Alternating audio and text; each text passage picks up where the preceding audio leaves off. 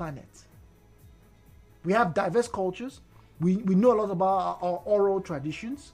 But when it comes to actually going to libraries to buy books or rent books or read books, we are ranked very low. Why is this, Dr. Barry? Okay, let me start with the statistics. I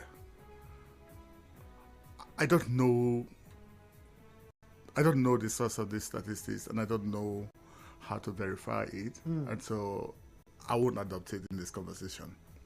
But I'm going to speak to the broader issues around writing and reading. The first point is there are more literate Nigerians today than we had in 1960. So why do we assume that more Nigerians read in 1960 or 1970 than that we're reading now? It doesn't appear to me that there is any statistics that backs that. But there's a general assumption that people are not reading. My thinking is that Nigerians are reading. We just need to find what Nigerians are reading. Okay. And we just need to also work hard to get more Nigerians to read the kind of books that we think are important to culture building. Okay. And then we need to put those books in devices that people can access easily. So it's a problem that has to do with the book chain. Readership has to be cultivated. The market space has to be cultivated. To create a product is one thing. To take that product to the market is another thing. If you ask me to determine or describe the gap between our literacy as a people and our purchasing power, then there will be other variables that we should look at. And those variables will be: how many books are we producing in a year in a country? How are we producing those books? How are we distributing them? What are the other issues that are prevalent in the society that are competing with our interest in books? For instance, if you have 1,000 naira and you have to decide between a tuber of yam and a book, I bet you're going to buy a tuber of yam. Most people would. So those are the complexities in the polity. But as for the willingness of Nigerians to read, it has to do with our capacity to cultivate that market space. If you have, let's say, 5 million persons in the city of Port Harcourt, you should be able to sell 1,000 copies in Port Harcourt easily. You have 5 million persons in a city. I'm not talking about Nigeria. You should sell 1,000 copies easily. You should even sell 5,000 copies easily. You should. If you are not selling, then there's something with the market. Because the truth is, people who buy a book do not really buy a book because they must read the book instantly. They buy a book because they hope that they will find time to read. They hope that they are building a library, and if they're not reading it, relatives are reading, children are reading, and stuff like that. So we need to look at it. It's a holistic picture that we must look at. I'm very appreciative of the standpoint there. And one of the things this research, or several researchers, and I'm reading the Guardian newspaper, by the way, has to say, and I did some background research yesterday, and I agree with you. We have more people who are able to read now than we did, let's say, 1975 or 1985, right? Because obviously our population exploded. But then you have to ask yourself this question, Dr. Obari, right? What is the quality of these, in quote, readers? Because on several occasions they've been scenarios where people, even teachers in some places, couldn't read full sentences appropriately. There've been scenarios where people who claimed they went to school, who were about to get into, who were actually carrying out their youth service, were not able, to fill forms or write proper letters, and they have been, business outlets that want to employ Nigerians, and so as people know are they, and then, like you made mention, what exactly are they reading? They may not be reading the books that may be building their minds or structure, but they are reading something, because a lot of people can probably tell you, as Rumbokoro Day, I see the signboard, it says Rumbokoro, and then the biggest pointer to there being some form of deficit is that on walls, and I'm sure you've seen them, wrong spellings everywhere. This building not for sale, and it's not SALE, it's SELL, or this way to shush. You see, SHUSH. These are the things that you have to ask yourself. So what are these people reading? It's a good question. What are they reading, and how can we, fill that deficit? Okay, let me speak to the quality of education and the quality of our readership. It's like if you have a basket of oranges, okay, you could have bad ones there. True. So if we have this as our metaphor, we'll be able to balance the conversation between those who have just a measure of literacy that is not something that we can actually appreciate. Standing side by side, even in institutions, with those who have very fantastic literacy. Yeah. That's there. But the way society works is that it defines almost everything by the weakest link in the chain. Okay? So the teacher who cannot read properly is a scandal. The graduate who cannot read properly is a scandal. Yeah. And sometimes much more of a scandal than the person who can read very well. Because you take it for granted that somebody has to read very well with a degree. So you don't go around paying attention to the number of those who can read well. And of course they're there. In every class they're there. Okay. But what we'll focus on the weakness. Okay. Yeah. All right, so we'll go on the break and we'll hear from the doctor after the break. What are heroes made of? A hero is made of courage. A hero is made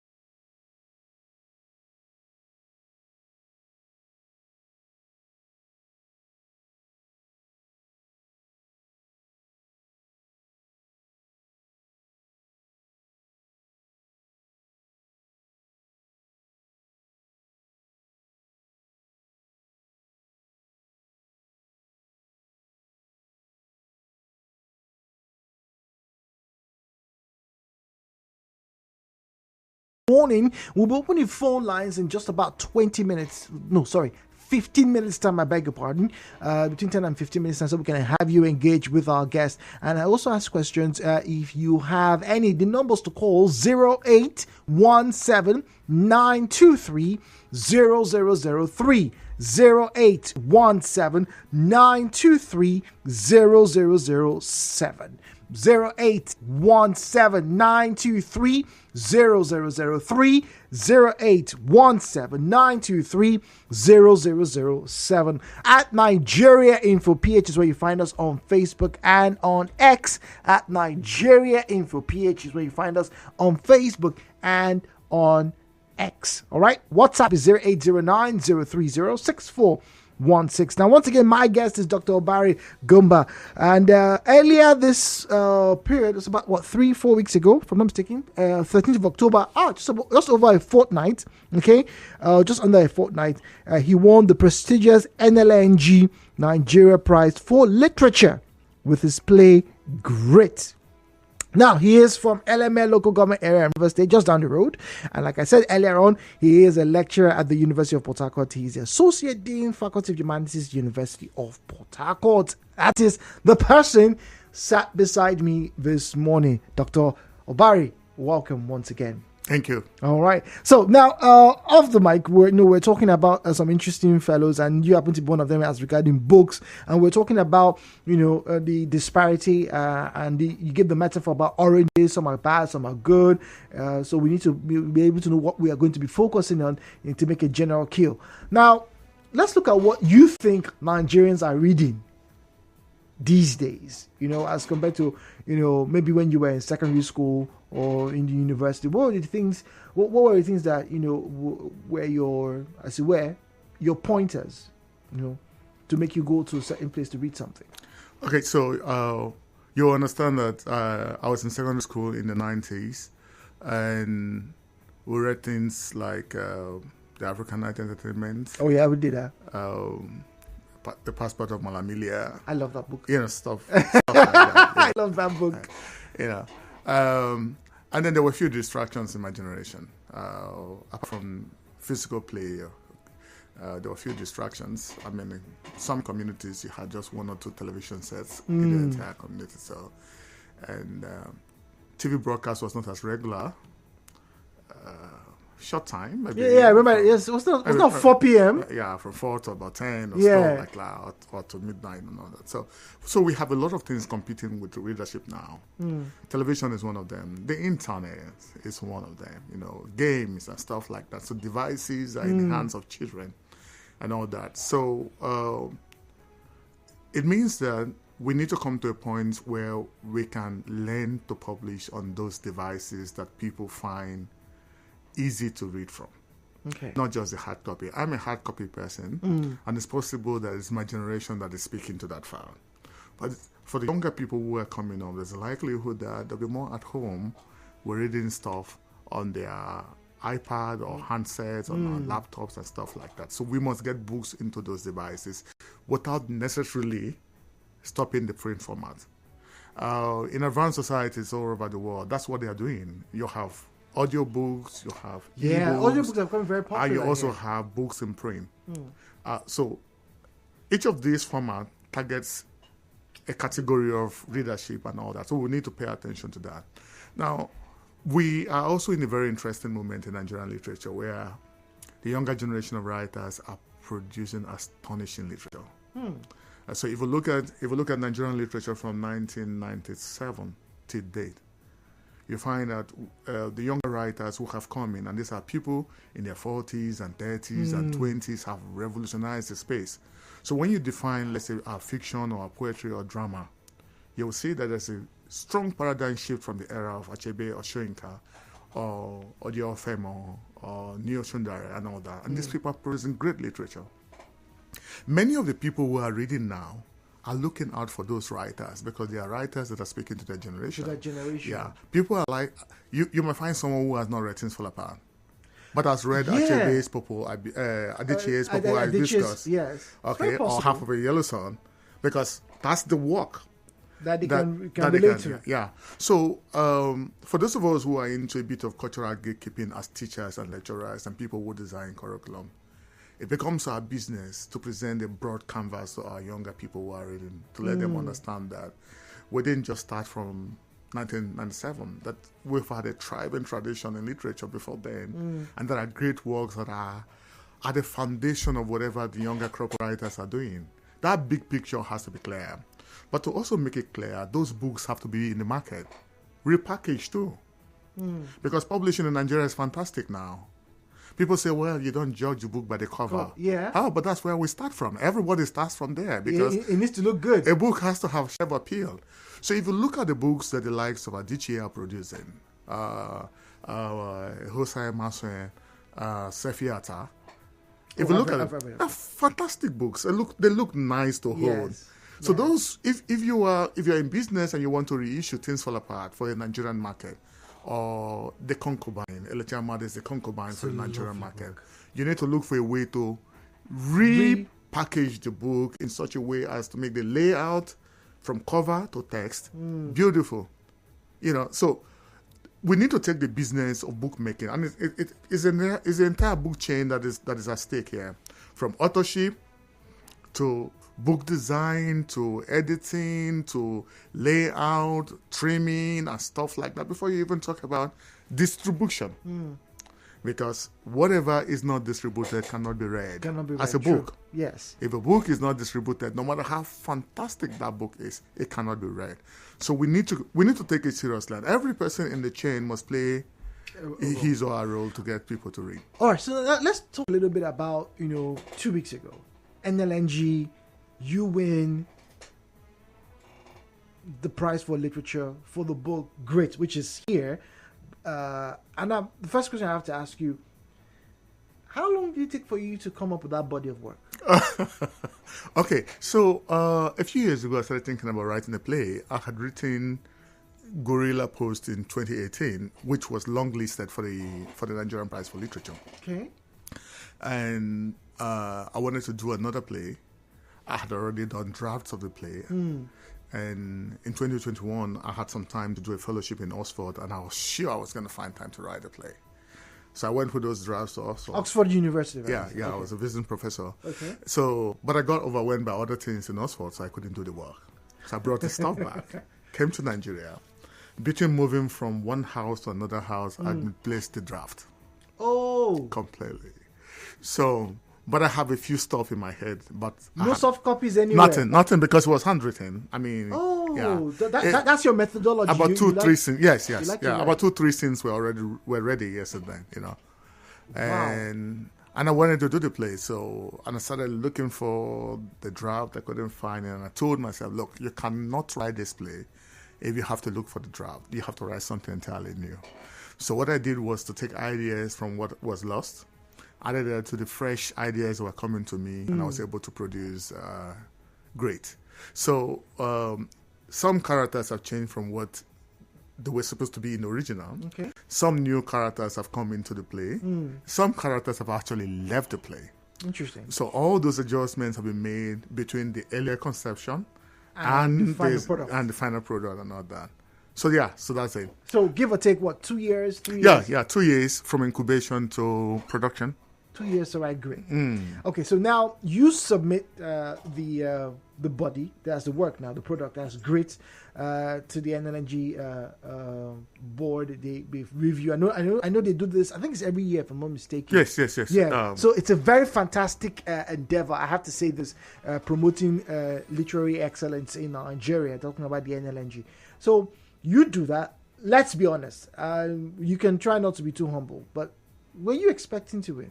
Well, each time I've competed, I've always hoped to win. Okay. But I have what I call cautious optimism. Okay. So the first time I competed for the Nigerian Prize for Literature was 2013 with a book called The Length of Eyes, and it made the initial shortlist of 11. The second time I competed was 2017 with a book called For Every Homeland, and it made the initial shortlist of 11. The third time was 2018 with Gorilla Post. It made the initial shortlist of 11. Last year, I competed with the lead of a rebel, he made the initial shortlist of 11. So I'd always competed to win, and I believe that for making the initial shortlist of 11 is something very, very remarkable. 3 or 4 in a row. You understand? No, yeah, in a row, yeah. So it's something very, very, very significant because you have entries from all over the world. Nigerian writers all over the world are free to compete for this prize. Okay, so when you put in your work, it means you're competing with the best of Nigerian writers, and it's not just for works produced in a year; it's a work produced in 3 years, leading to the year of the award. So, so you're competing with a lot of stuff like authors, that. Writers.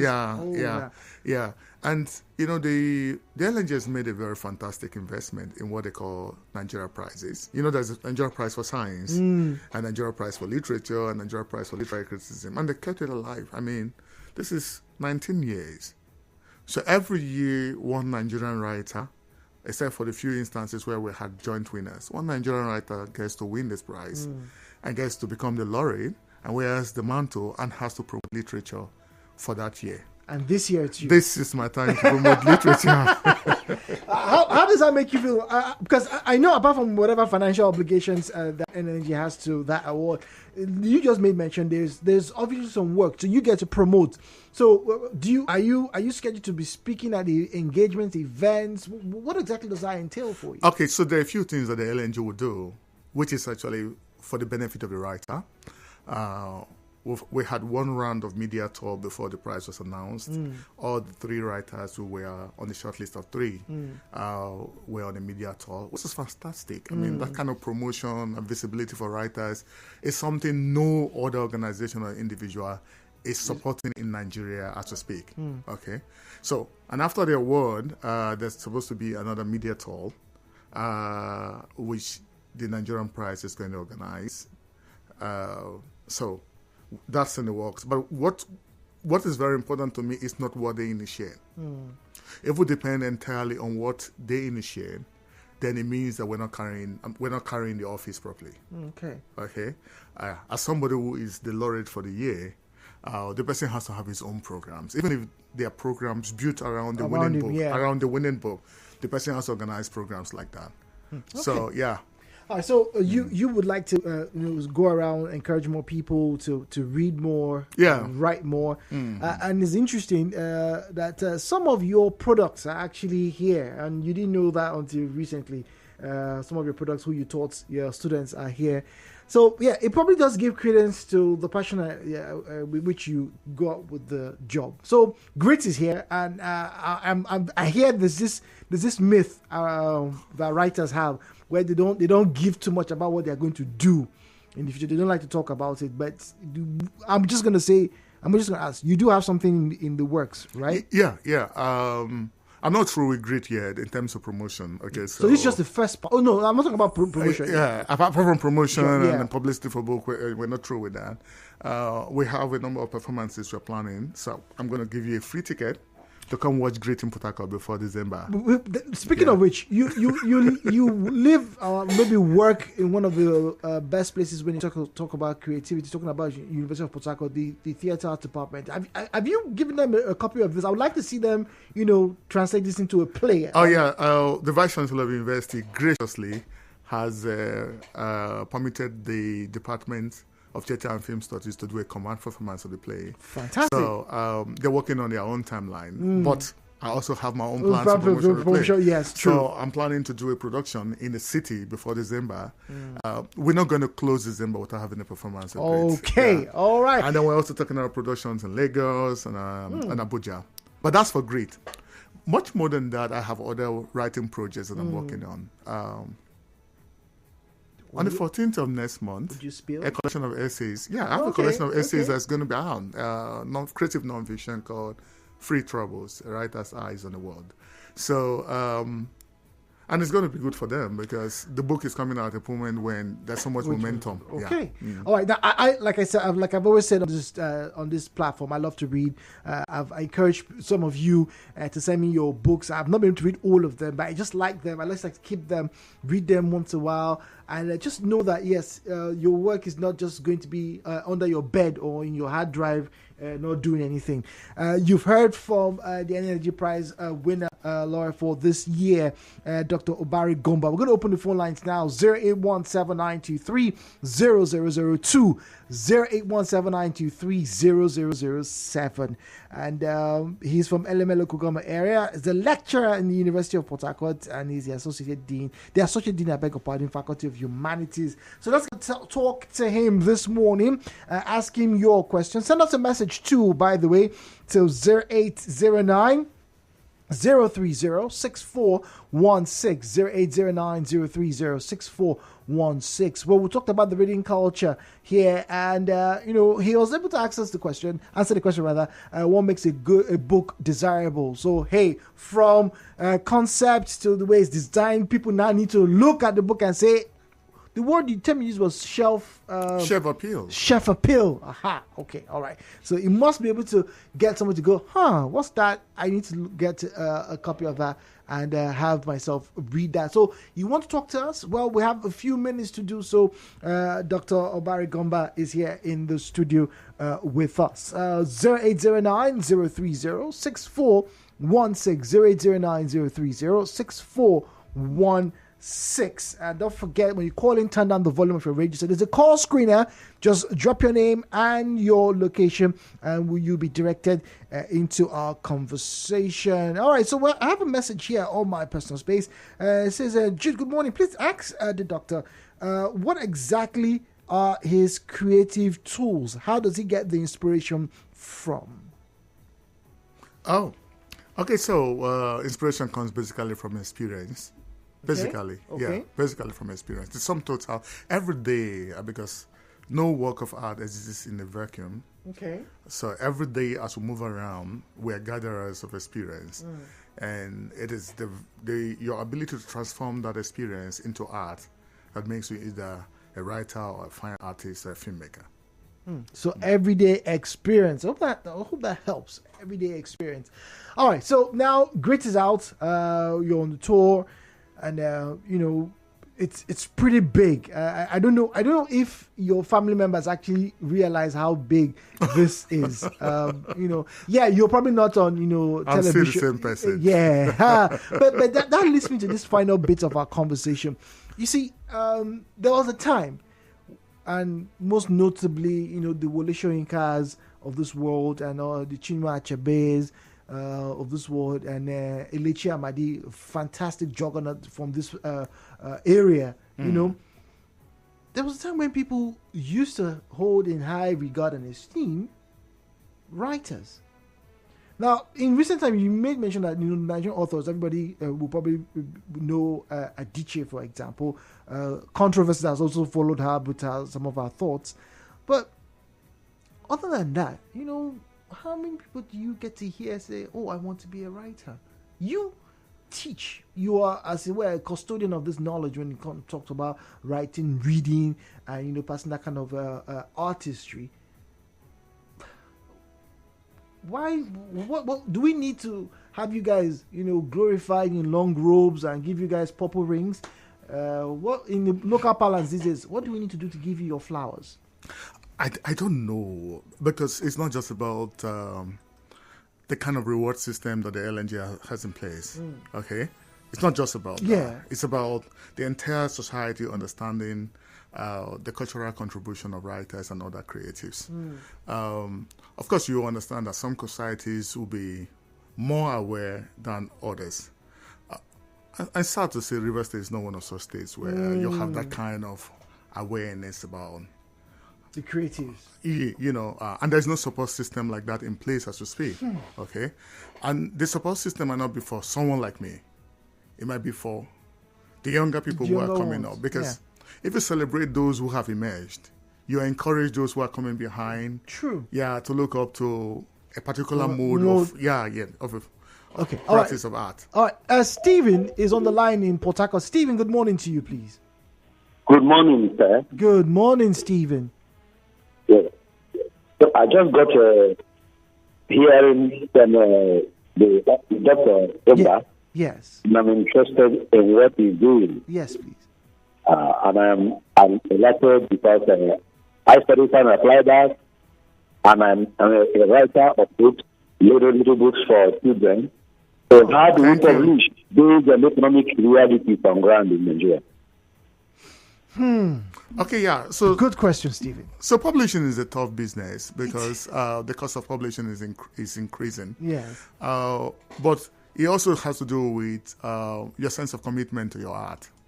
Okay.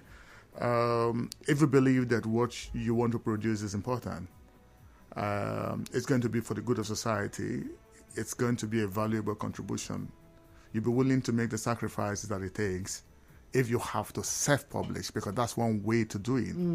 But then there's also traditional way of publishing where you take a manuscript to a publishing house and they will have to evaluate it and find it worthy of publishing and then draw up a budget that can support the publishing and all that. Not many publishing houses are doing that now because their business capacities are small. But it does not mean that we do not have that in place. Okay. Then the other thing is, if you think it's good enough and you've done thorough editing and the value of the work is good, you can publish online. You can publish on Amazon or Kindle and all that. So the technology has made publishing a lot more liberalized than it used to be. Okay, that's good. And there was a time when a book must only be in print. Now a book doesn't have to be only in print. Yeah, digital so format. you can take advantage of a digital format and publish through those platforms that do not require you to spend a penny. And then you can leverage on that when it becomes visible to do a print stuff if you believe in print. Okay. Yeah. Good morning, Jude. I have my own gift for that man in the studio. Next month ending, I will give him Senator Where Up and Down. Let me know where I will meet him. Congratulations to him. Happy to hear from him. Isaiah. Wow, that's huge. Huge. When you were talking, my eyes popped when I saw that. I was like, wow. Okay, Isaiah, that's a very mighty gesture from you. Thank you. Very, very much has to say. I'm so excited to hear my teacher, Dr. Gomba, winning the NLNG prize. The meaning of the word great describes one great attribute he has. He taught me creative writing in Uniport, and I was amazed when he saw deep meaning in one small and simple narrative poem I wrote. It really encouraged me, and I'm really proud to have passed through his tutelage. Thank you. All right, one of your students, as well, living through you, like they say. Well, Dr. Gomba, it is a pleasure to have had you join us. Sadly, we have to say our goodbyes. It's always that way when you're having conversations like this. It never seems to be enough time. Yeah. Anyway, well, so thank you. We look forward to getting to see Grit, and I'd like to encourage you. Please do let us know, and I'll do my very best to let the public know that Grit is available. It's ready for you to go watch and enjoy the brilliance that is Dr. Obari Gomba. Thank you for coming. Thank you. All right, so we'll put our full stop for now. News comes up your way in 6 minutes or 5 minutes and 20 seconds. And then Sunnyside Conversations. Do read something good today, would you? Thank you.